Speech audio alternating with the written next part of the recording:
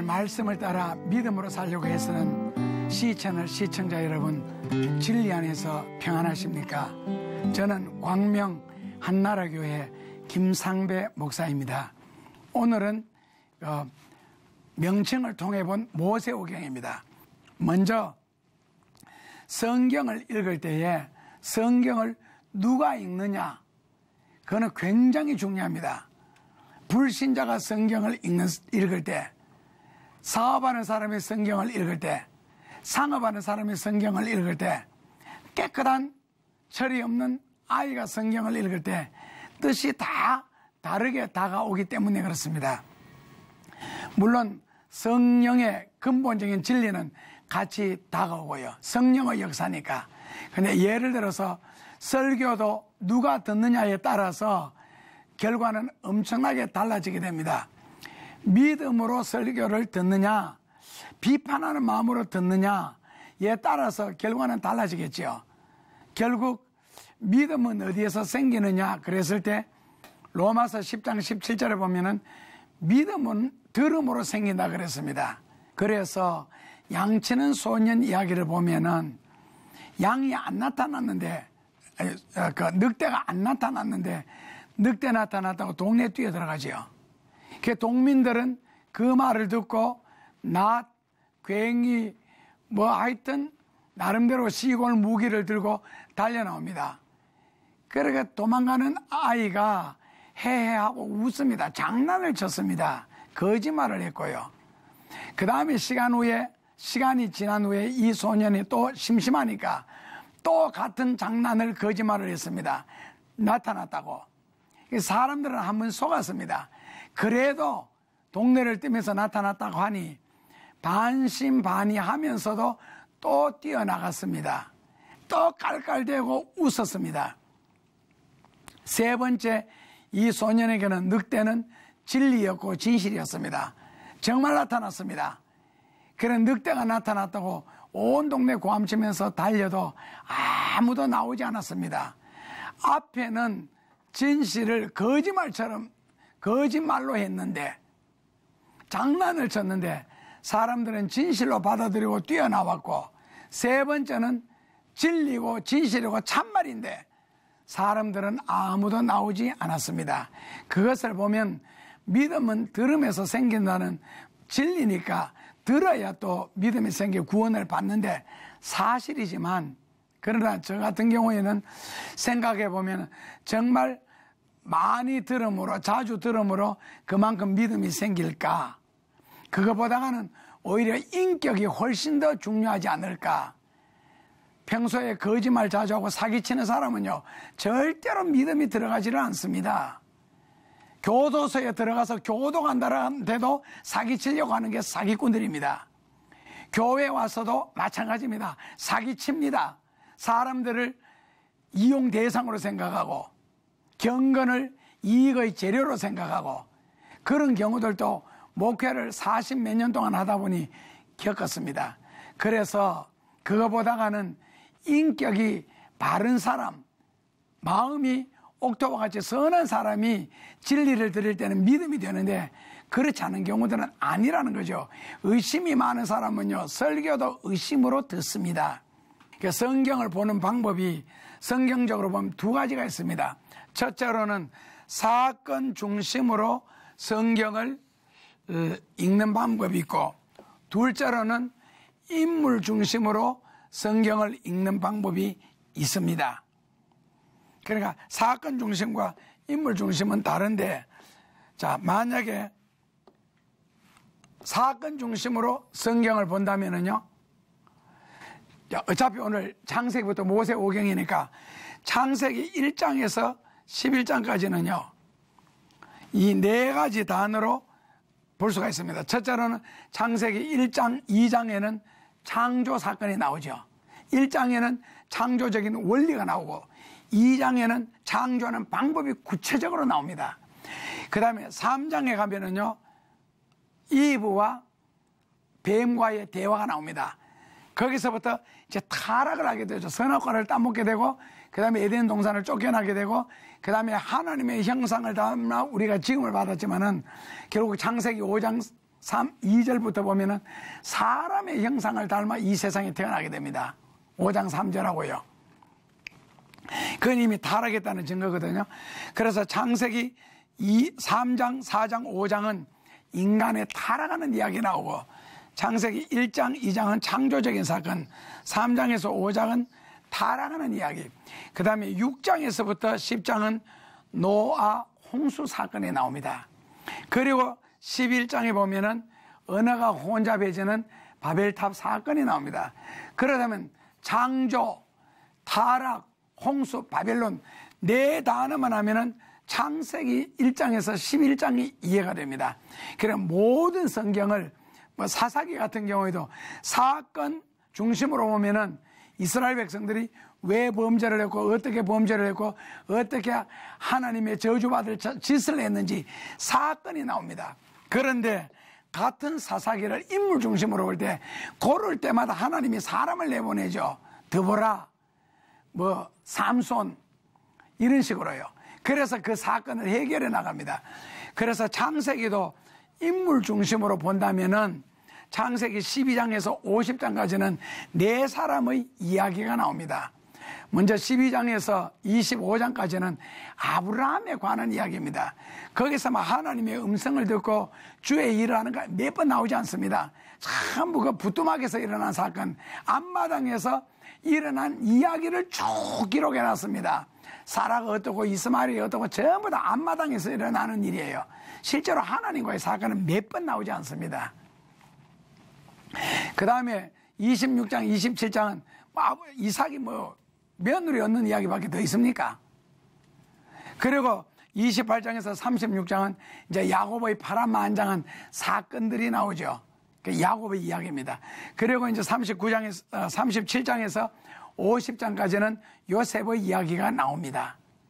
그래서 창세기 12장에서부터 50장까지 긴 이야기가 네 사람은 아시면은 그냥 이해가 됩니다. 그래서 아브라함, 이삭, 야곱, 요셉 이런 식으로요. 자, 그리고 이제 의미를 통해서 성경을 볼 때에 그 사람 이름의 뜻이 다 있습니다. 그리고 지명에도 이름의 뜻이 다 있습니다. 여호와 니시, 그럼 거기에 뜻이 다 있듯이 이제 히브리어 헬라에서는 이제 그 의미를 담은 단어들인데, 예를 들어서 우리가 흔하게 사용하는 단어요. 할렐루야, 할렐루야, 아니면은 베델, 아니면은 하나 더 쓰면은요 임마, 그 다음에는요 누엘, 이런 식으로요. 그럼 할렐루야는 무슨 뜻이에요? 할렐루야는 할렐은 찬양합시다 그런 뜻입니다. praise, 찬양하다는 뜻이고, 우는요 우리가, 그 다음에는요 야는 하나님입니다. 히브리어에서는 야는 하나님입니다. 그러니까 할렐루야 하면 우리가 하나님을 찬양합시다 그런 뜻입니다. 그 다음에 헬라어에서는요 엘이 하나님입니다. 빼서 뭡니까? 집이죠. 엘은요 하나님. 그래서 베델 그러면요 하나님의 집이란 뜻이죠. 그 다음에는요 임마누엘, 임마는 뭡니까? 임마, 뭐뭐와 함께 하다. 누는 우리와, 엘 하나님이.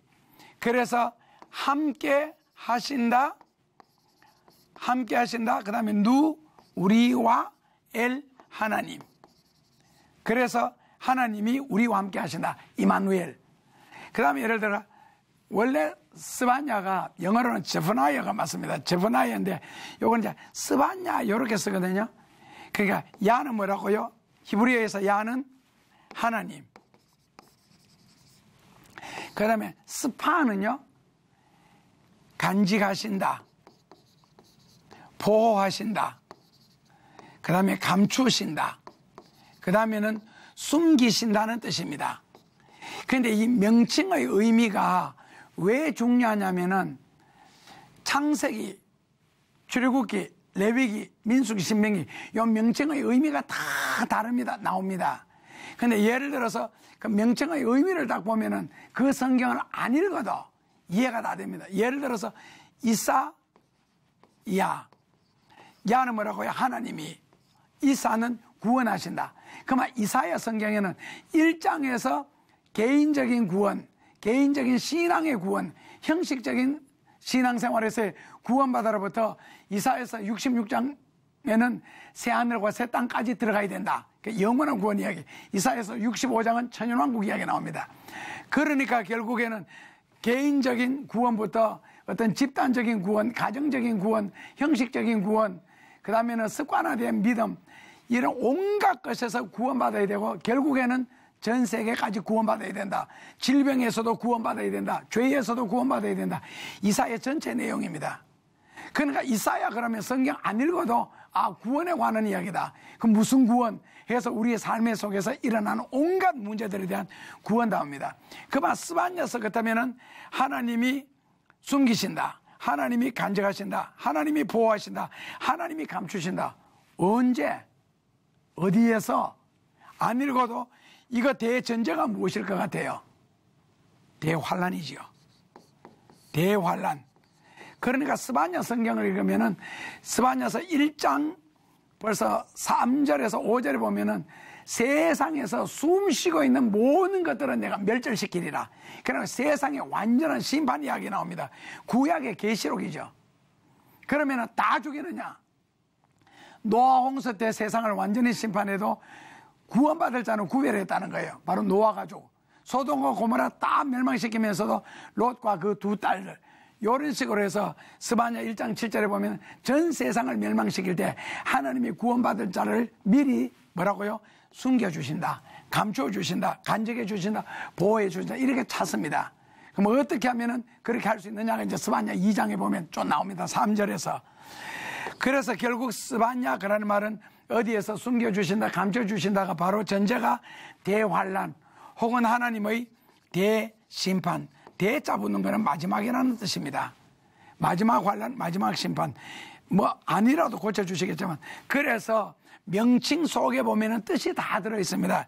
이런 식으로 해서 창세기 보니까 창세기를 영어로는 제네시스가 되는데 원래 히브리어로는 베레시트라 그럽니다. 브레시트라 그러죠. 브레시트. 그럼 브레시트가 무슨 뜻이냐 했을 때 브레시트는 한국말에서 번역할 때는 창세기라고 했습니다. 그런데 원래 브레시트라는 단어 뜻은 창조, 근원, 시작, 출발, 기원 이런 뜻입니다.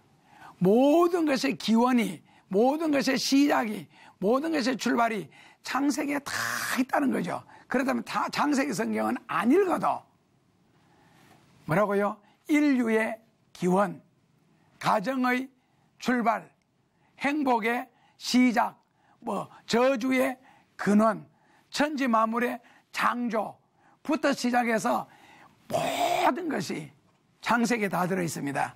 그래서 창세기와 욥기를 읽지 않은 사람과는 대화를 하지 마라. 서양 속담입니다.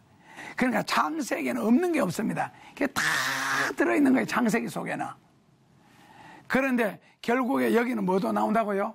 죄의 기원, 지옥의 근원, 저주의 기원 이런 것이 나오는데 결국에는 저주가 되어가지고 인간이 이 저주라는 이 죄라는 것 속에 완전히 가져다 버렸죠.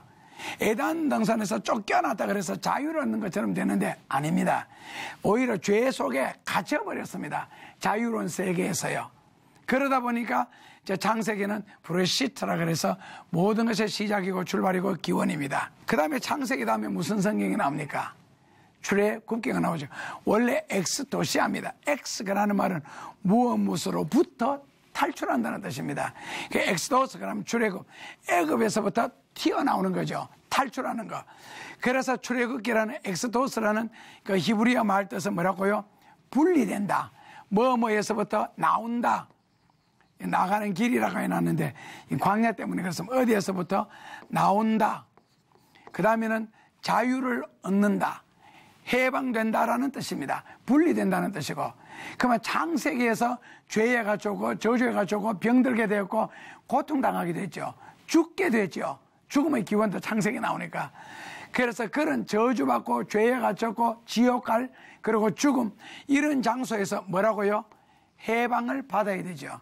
자유함을 얻어야 되고, 그리고 몸이 아프다, 약하다, 가난하다, 어렵다, 그런 데서도 분리가 돼야 되죠. 그런 데서는 나와야 됩니다.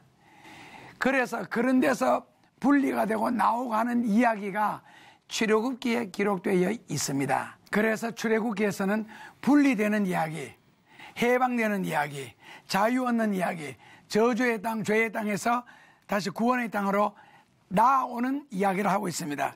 그 다음에 그 레위기 성경에 보면은 결국 출애굽기에서는 구원 이야기를 하잖아요. 그러면 구원받은 백성이 제일 먼저 해야 할 일은 뭡니까? 세상을 살면서 하나님 앞에 가장 먼저 해야 할 일, 그게 바로 뭐냐면은 예배입니다.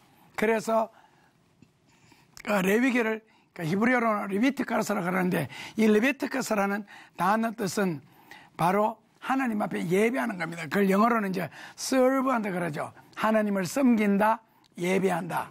그래서 레위기 성경에는요, 예배를 드리는 방법, 제사, 법정, 제물을 드리는 방법, 이런 각종 찬양을 언제 준비해야 되느냐, 이런 이야기가 쭉 레위기 성경에 나옵니다. 그래서 창세기에서 죄에 빠진 인간이 출애굽기에서 구원을 얻었으면 그 다음에는 제일 먼저 해야 할 일이 하나님 앞에 예배 드리는 일이다. 그래서 그 예배라는 것은 에스겔서에서는 제가 영어로 썼는데 Worship without sacrifice is sin이라고 그랬습니다. 예배란 뭐냐? 희생이, sacrifice, 희생이 없는 예배는 is sin, 죄라 그랬습니다. 그러니까 신명기 16장 15절에 보면은 빈손 들고 하나님 앞에 나오지 마라. 그러니까 그냥 영광의 박수 친다고 수고하고 노력하고 하나님 앞에 드리는 것은 아무것도 없이 주일날 감성금 봉투 하나 안 들고 나오면서 교회 와서 예배 시간에 영광의 박수 치자 그래서 박수만 친다고 하나님이 영광 받는 게 아니라는 겁니다. 그런 식으로는 빈 박수 치지 말아요. 그 사람이 왜 립서비스 한다고 말하면 뭐라 그래요? 빈말 하지 마라 그러잖아요. 마음에도 없는 말. 그 박수 몇 번 친다고 하나님이 그걸 통해 영광 거두시겠어요? 희생이 없는 예배는 예배가 아니다. 자, 그래서 하나님 앞에 예배 드리는 방법, 제사법전, 이게 로마서 12장으로 오면은 우리 몸까지도 하나님 앞에 산 제사로 드려야 진정한 예배다 해서 구원받은 사람은 하나님 앞에 예배를 드리며 우리가 평생을 살아야 되는데, 어떻게 예배를 드려야 되느냐, 언제 드려야 되느냐, 어떤 식으로 드려야 되느냐 해서 아마 제사의 종류가 21가지 정도 나올 겁니다. 그래서 레위기 성경이 있고, 그 다음에는 이제 예배를 드렸으면 첫날만으로 교회 안에서 찬송 부르고 기도만 하고 사는 것이 아니잖아요. 어디로 나와야 돼요? 민수기를 영어로는 numbers라고 그러는데, 민수기라는 건 숫자라는 뜻입니다. 결국 숫자를 헤아리는데 막상 민수기 성경을 읽어보면 이스라엘 백성들 헤아리는 숫자 2번밖에 안 나옵니다. 60만 3,550명이라고. 그럼 뭐가 나와요? 민수기 전체가 비밋바르입니다. 비밋바르. 히브리어로는요, 브밋바르라는 말 뜻을 한국말로 해석하면 광야에서라는 뜻입니다. 그래서 민수기 성경 전체는 출애굽을 한 후에 가나안에 들어가기까지 광야에서 살아가는 이야기, 광야에서 일어나는 온갖 사건들, 오늘 우리가 세상에서 살면서 겪어야 할 수많은 일들, 그것이 민수기에 다 기록되어 있습니다. 그래서 민수기 성경에는 인생의 흥망성쇠, 생사화복이 각종 사건을 통하여 저주받아 죽는 방법부터 시작해서 하나님의 놀라운 은혜와 축복과 기적을 체험하는 방법까지 다 나옵니다. 그래서 세상을 살아가면서 바로 하나님의 축복이 필요하다. 그러면 누군가가 복을 빌어야 되죠. 그래서 여기 보면은 바로 제사장들을 세웁니다. 그래서 민수기는 이 사람을, 백성을 헤아리는 숫자를 기록한 책, 그러니까 이제 헤아릴 숫자, 사람 숫자, 기, 이게 아니고 뭐라고요? 브밋바르가 맞습니다. 광야에서라는 뜻입니다. 원래 이름은요, 광야에서 살아가는 이야기예요. 그 다음에는요, 신명기, 영어로는 듀터라눔이라고 했는데 원래는 엘레 하드바림입니다. 히브리어로는요, 엘레 하드바림이라는 이 말씀의 뜻은 신명기, 그러면은요, 명령할 명자거든요. 기. 하는데, 우리말로 바꾸면은 설교라는 뜻입니다.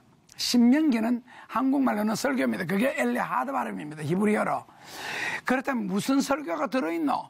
신명기에는 크게 3편의 설교가 들어있습니다. 그 3편이 다입니다. 그 3편의 설교 내용이 바로 신명기를 구성하는데, 첫째로는 애굽에서 고생한 이야기 있잖아요. 애굽에서 살 때 고생한 이야기. 예수 믿기 전에 세상 살아가면서 어려움 당하고 고생하고 힘들게 살고 괴롭게 살았던 거, 예수 없이 진리 없이 살았던 거, 거기에 대해서 쭉 모세가 아주 긴 설교합니다. 그 다음에 긴 설교가 두 번째 설교입니다. 이건 뭐냐? 광야에서 일어나는 일들, 광야에서 고생하는 일들. 그러다 광야에서 왜 그렇게 생고생을 시키느냐? 애굽에서 불러냈으면 가나안에 바로 집어넣으면 되는데, 예수 믿었으면 바로 복을 주셔가 잘 살게 해야 되는데 아니더라는 거죠.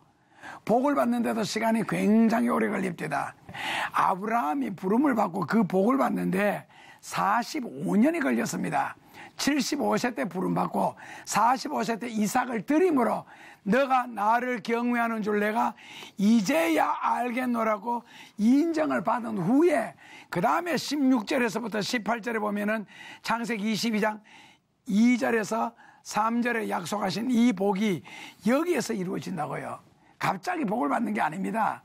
그러니까 너가 나를 경외하는 줄 뭐라고? 내가 이제야 알겠노라. 45년 후에. 그러면 45년 동안 아브라함이 하나님을 믿은 거 몰랐어요? 알았습니다. 그러나 믿음의 결정적인 사건이 있을 때 거기서 순종하는 모습을 보고 비로소 믿음을 인정했지요. 그러니까 애굽에서 갑자기 가나안에 들어가면은 적응 못합니다. 그래서 고생하는 이유, 그리고 앞으로 엄청난 복을 받게 되는데, 그러나 지금 말씀으로 훈련받아야 할 이유, 십계명을 지키는 것이 몸에 배어야 할 이유, 이런 것들을 쭉 설명하면서 마지막 설교가 뭐냐? 가나안에 들어가면은 너희들이 상상 절대로 못한다. 졸도한다, 기절한다. 그만큼 그 복이 충만하고 적과 꿀이 흐른다. 그 정도로.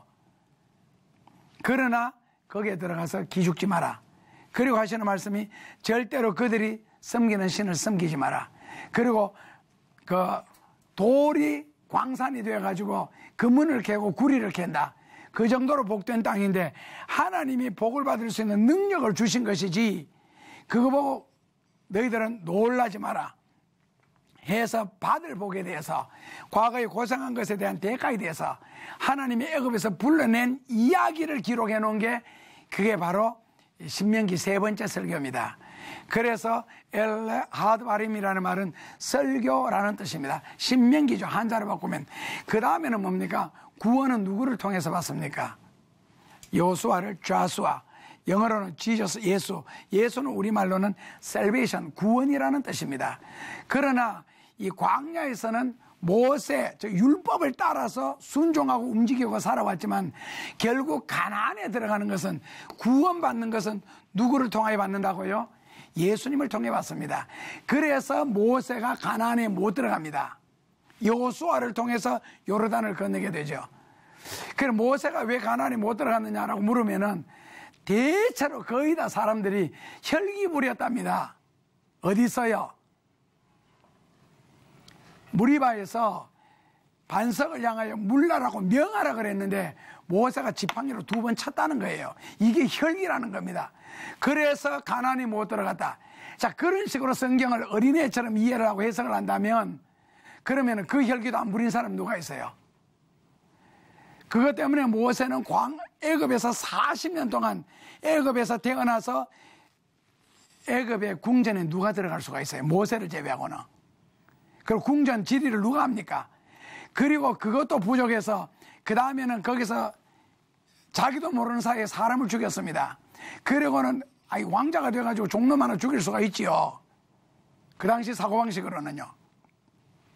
그런데 두려워서 광야에 나와서 40년 동안, 광야에서 40년 동안 생활하던 그 광야의 지리를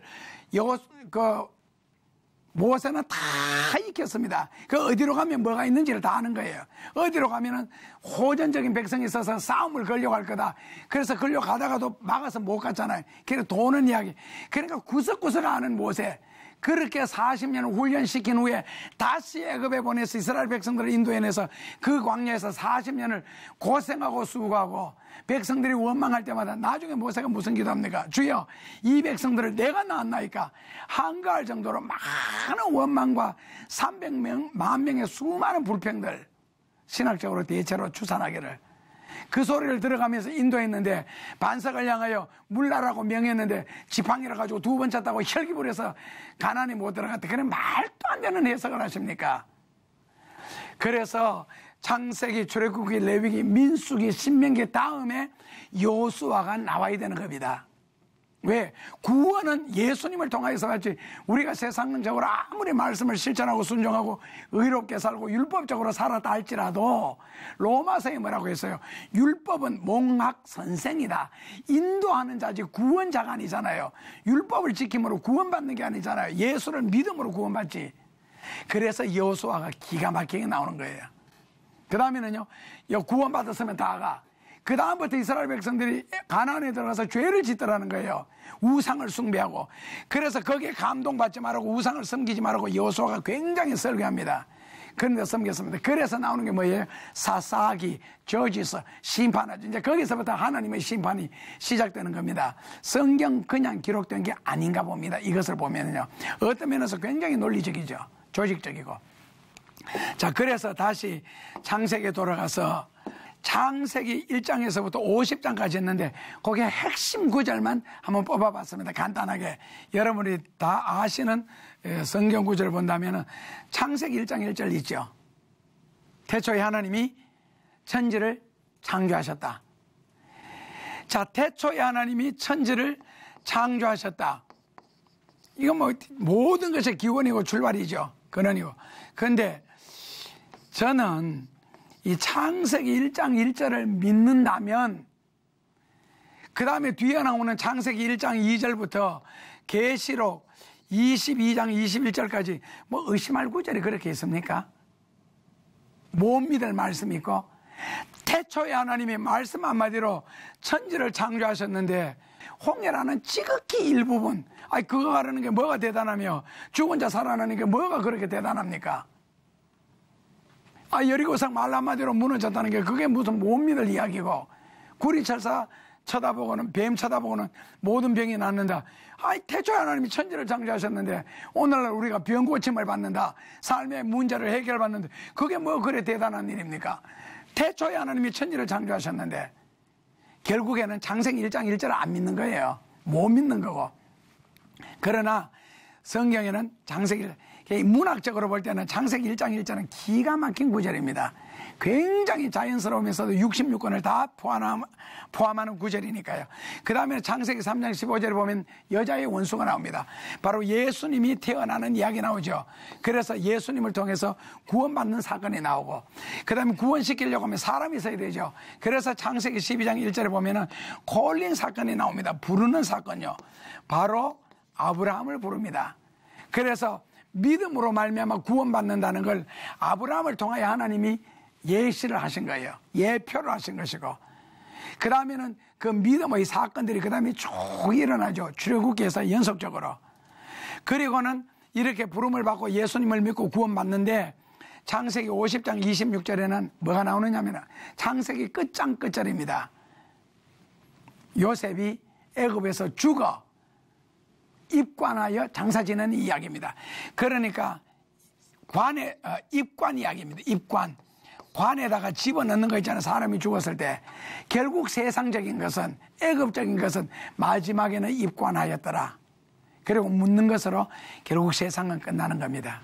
그래서 여기 입관하는 이야기가 창세기 마지막으로, 세상에서는 이렇게 살았든 저렇게 살았든 어쨌든 죽음으로서 다 끝나는 이야기입니다. 자, 출애굽기에서는요, 그렇다면 창세기에서 하나님의 복을 받다가 인간이 죄를 지어서 저주를 받게 되고 하나님과 분리되어 버렸죠. 근데 우리는 분리되어서 죄에 빠졌는데 그 죄에서, 저주에서 다시 한 번 더 분리되어야 된다. 왜? 출애굽기니까 그래서 출애굽기에는 보면은 이제 대표적인 구절을 제가 세 구절을 뽑아봤는데, 첫째로는 3장 15절에 하나님이 나타납니다. 모세가 질문했죠. 누구냐고. 나는 스스로 있는 자다. I am that I am. 그래서 하나님은 스스로 존재하시는 분이라고 하나님이 주인이 나타나고, 그 다음에 15장 26절에 보면은 애굽 사람이 당하는 모든 질병, 어떤 어려움, 어떤 고통도 기도하면 낫고 말씀을 순종하면 낫는다 해서 하나님은 치료하는 여호와에 대해서 나오고, 그 다음에 20장 2절에서 마지막 강조가 나옵니다. 계명을 지켜라. 규례를 지켜라. 절대로 진리에서 벗어나지 마라 라는 말씀이 나오고요. 그리고 레위기 성경에 보면은 이제 구원받은 백성은, 출애굽기에서 은혜 받은 백성은 반드시 예배를 드리며 살아야 된다. 해서 예배를 드리기 위해서는 너희는 먼저 거룩해라. 내가 거룩하니 너도 거룩해라. 그러니까 세상에서 분리되라. 하나님의 자녀로서 거룩 자체가 분리가 된 거니까요. 그래서 거룩하라부터 또 시작되어서 쭉 나오게 됩니다. 거룩해야 된다. 그리고 레위기 18장 3절에서 5절에 보면은 하나님의 규례, 법도, 즉 말씀을 순종하라는 거예요. 이것을 지켜라. 구원받았기 때문에 하나님 앞에 예배 드리고 사는데, 예배를 교회 안에서만 드리는 것이 아니라 로마서 12장 2절 세상에 나가서 몸으로 산제사를 드릴 정도로 모든 말과 행동과 생활이 예배가 되도록 해라. 그것을 하나님이 받으셔서 삶의 현장에서 축복할 수 있도록, 그러기 위해서는 말씀을 순종해라. 그리고는 뭐라고요? 세상 풍속을 절대로 쫓지 마라. 사람들도 다 하는데 뭐 그것은 하나님 앞에 통하지 않는다는, 왜? 구원받은 백성이기 때문에. 그래서 광야를 살아가면서 결국 인생의 흥망생사 생사화복, 광야라는 것 자체가 수많은 사건들이 생기는 곳이잖아요. 그러다 보니 그 사건이 자기가 노력을 하고 인내해서 참을 수도 있는 것이 있지만, 그러나 누군가는 너희를 축복해야 된다 해서 6장 22절에서 27절에 보면은 아론과 그 아들들에게 이스라엘 백성들을 축복해라. 그래서 이 축복하는 이야기, 평안을 빌고 은혜를 빌고 하면서 마지막에 그들이 내 이름으로 축복하면 내가 그들에게 복을 내리리라 해서 나옵니다. 그리고는 절대로 원망하지 마라. 신앙생활하면서 절대로 원망하지 마라. 왜? 복을 받았으니.